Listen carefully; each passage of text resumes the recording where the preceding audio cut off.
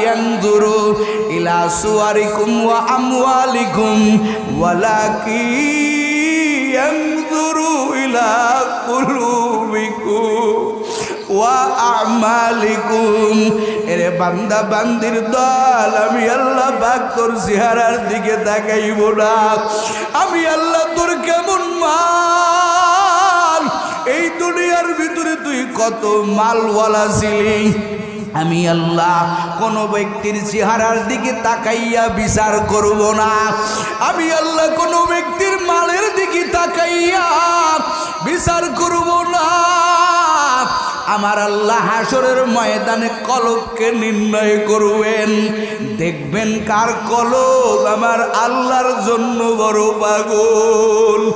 এখানে বহু আল্লাহর বান্দারা আছেন, ভোর রাতে উঠিয়া আমার আল্লাহর দরবারে কান্নায় ভেঙে পড়েন, দুনিয়ার মানুষকে দেখানোর জন্য না, আল্লাহর জন্য বড় পাগল। আমার আল্লাহ কয় বান্দা, যারা আমি আল্লাহর জন্য ইবাদত করবে, আমি আল্লাহ তাদেরকেই মোহাব্বত করব।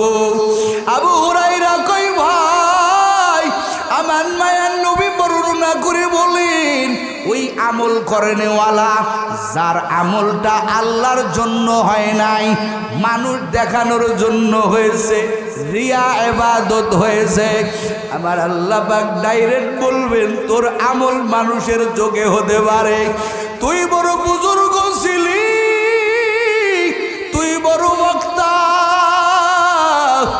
তোর বক্তাগিরি জমিনে চলবে, কিন্তু আমি আল্লাহর কাছে চলবে না। তোর আমল দুনিয়াতে চলবে, আমি আল্লাহর কাছে চলবে না। কারণ তুই আমি আল্লাহর জন্য কান্না করো নাই, আল্লাহর জন্য ইবাদত করো নাই, যা যা তোর ঠিকানাও জাহান্নাম। আবার